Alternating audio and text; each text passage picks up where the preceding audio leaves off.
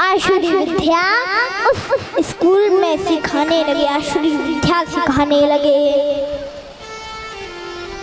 आसुरी विद्या सिखाने लगे सभी बच्चों को।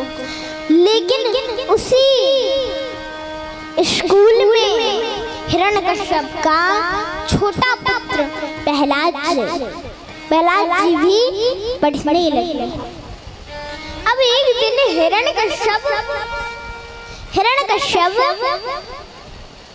अपने पुत्रों से बच्चों से मिलने आया तो प्रहलाद जी ने देखा, प्रहलाद जी ने पिताजी को प्रणाम किया। तो हिरण्यकश्यप ने कहा बेटा खुश रहो, और उठाया अपनी गोदी में बिठा लिया और कहा कि बेटा तुमने कितनी विद्याओं का अध्ययन किया है, बेटा तुमने कितनी विद्याओं का अध्ययन किया है। तो प्रहलाद जी ने कहा मैंने 9 विद्याओं का अध्ययन किया है। तो कहा, हिरण्यकश्यप ने सोचा कि इसने गदा चलाना सीख लिया होगा, तलवार चलाना सीख लिया होगा और बाण चलाना सीख लिया होगा, लेकिन नहीं। प्रहलाद जी ने कहा पिताजी यदा देवेषु वेदेषु, कहा कि श्रवणम कीर्तनम विष्णु, श्रवणम कीर्तनम विष्णु स्मरणम पादसेवनम, श्रवणम कीर्तनम विष्णु स्मरणम पादसेवनम।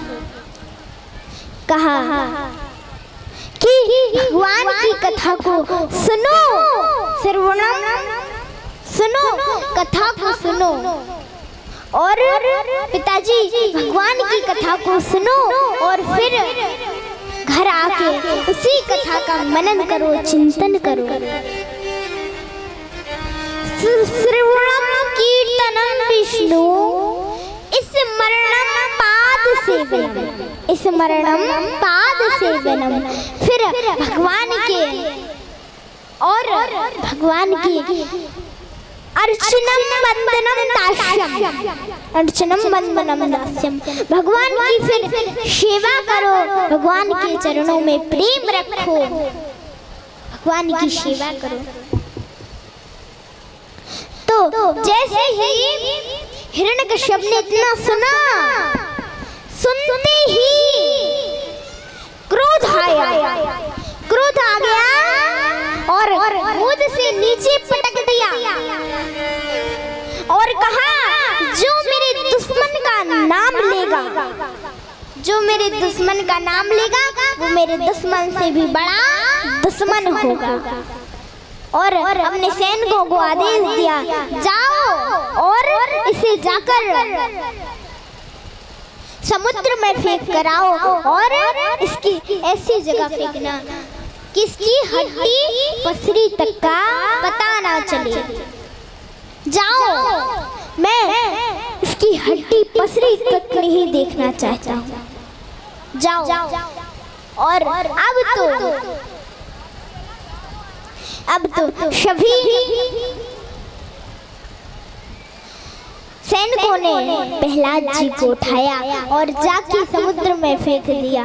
लेकिन वहाँ वरुण देवता मन में सोचने लगे भगवान का इतना बड़ा भक्त मरा जा रहा है, यदि भगवान मुझसे पूछेंगे तो मैं क्या कहूँगा।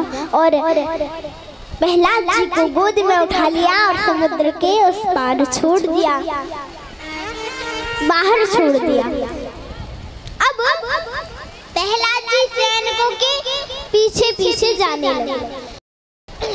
सैनिक बोले महाराज की जय हो, महाराज की जय हो, महाराज का शत्रु मारा गया, महाराज का शत्रु मारा गया। पीछे से प्रहलाद जी चले आ रहे थे, कह रहे प्रहलाद जी बोले अरे महाराज का कौन सा शत्रु मारा गया, महाराज का कौन सा शत्रु मारा गया। तो हिरण्यकश्यप बोला कि तुम इसे कौन से नाले में फेंक के आए थे, तुम इसे कौन से नाले में फेंक के आए थे जो ये आ गया तो प्रहलाद जी बोले फेंका तो था इन्होंने समुद्र में ही, फेंका तो था इन्होंने समुद्र में ही, लेकिन मुझे कि व्यक्ति ने बचा लिया। तो हिरण्यकश्यप ने कहा अभी तो तुझे एक व्यक्ति ने बचाया था, अब देखता हूँ तुझे कौन बचाता है। और कहा जाओ हाथियों को भांग पिला दो। और जब हाथी नशे में झूमने लगे तो मेरे दुश्मन को हाथियों के नीचे छोड़ देना। अब तो हाथियों को भांग पिलाई गई और सभी हाथी जब मगमस्त हो गए और नशे में झूमने लगे, तो जब नशे में झूमने लगे तो प्रहलाद जी को सभी हाथियों के बीच में छोड़ दिया। और जैसे ही हाथी प्रहलाद जी को मारने को दौड़े तो प्रहलाद जी गणेश जी की वंदना करने लगे। जय गणेश जय गणेश जय गणेश जय गणेश जय गणेश जय गणेश पाहि मां। जय गणेश जय गणेश जय गणेश पाहि मां। गणेश जय गणेश जय गणेश पाहि। जय गणेश जय गणेश जय गणेश रक्ष मां। जय गणेश जय गणेश जय गणेश रक्ष मां। जय गणेश जय गणेश पाहि मां। जय गणेश जय गणेश जय गणेश जय गणेश जय गणेश पाहि मां। जय गणेश जय गणेश जय गणेश रक्ष मां। गणेश जय गणेश जय गणेश पाहि मां। जय गणेश जय गणेश जय गणेश रक्ष मां। मुदा करात मोदकं सदा विमुक्त शादकं। मुदा करात मोदकं सदा विमुक्त शादकं। कलाधरावतंशिकं विलास लोकरंजिकं। कलाधरावतंशिकं विलास लोकरंजिकं। जय गणेश जय गणेश जय गणेश पाहि मां। जय गणेश जय गणेश जय गणेश रक्ष मां। जय गणेश जय गणेश जय गणेश रक्ष मां। जय गणेश रक्ष मां। जैसे ही प्रहलाद जी ने गणेश जी की वंदना गाई तो सभी हाथियों ने सूंड से प्रहलाद जी को पकड़ लिया और अपनी पीठ पर बिठा लिया। और अब तो प्रहलाद जी भजन गाने लगे